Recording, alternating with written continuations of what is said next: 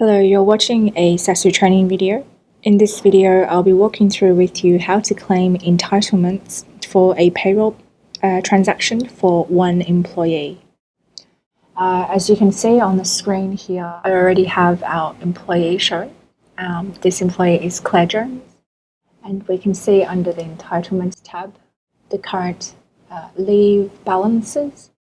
In this instance, we will be creating a single payroll entry for Claire, and in that entry we'll be claiming the leave entitlement.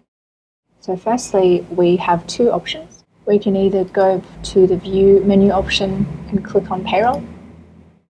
This will give us a list of existing payroll entries for all of our employees, or we can filter this list to show only Claire's history, and just make sure we change the date range far enough to show all transactions. In this entry, we can then directly create a new payroll entry by clicking on the Add button. Alternatively, this link is also accessible via the Add menu option, and if you click on Payroll, and it allows you to add a new payroll entry. So choose the date of the payment.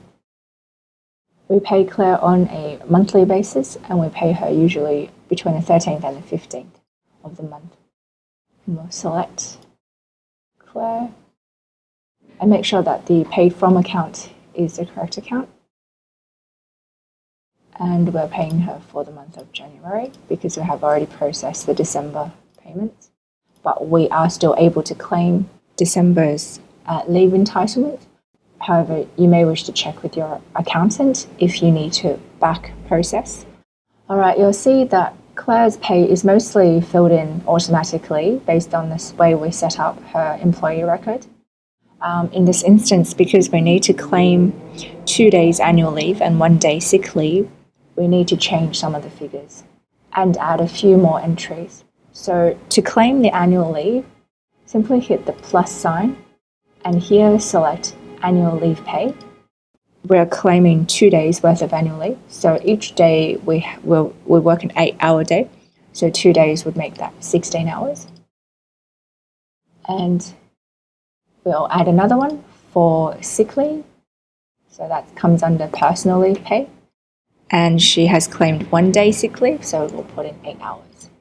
Now you'll see that the hours hasn't changed to reflect this. However, this means the gross pay amount is actually more than it should be. So we need to reduce this hours by the total amount of leave hours that has been claimed. So if we do a quick calculation, so we'll put in 173.333 divided by 24, which is the total of 16 plus 8. That will give us 149.333. So we need to replace this manually to show 149.333, and the gross pay should remain the same. Now at this stage, because we know that Claire's leave balances is enough to cover these leave entitlements, if she didn't have enough entitlements for this leave, then that will still come off the base pay hourly and reduce her total amount of wages. You will also see down the bottom that with this transaction, there will also be accrual on top of this pay. So for each payroll transaction, there will be entitlements accruing. If you do not wish for it to accrue, you need to untick the auto calc box and clear out these figures to 0. But in this case, we want it to accrue because Claire will continue to work with us, and this is not a termination or a redundancy pay. So we can go ahead and save, and I will show you what this payslip looks like. Okay, so we have confirmation that the payroll entry was saved successfully. If we click on Print PDF, this will show us that Claire's pay has been processed with the annual leave hours. Now what we'll do is we'll leave this one aside.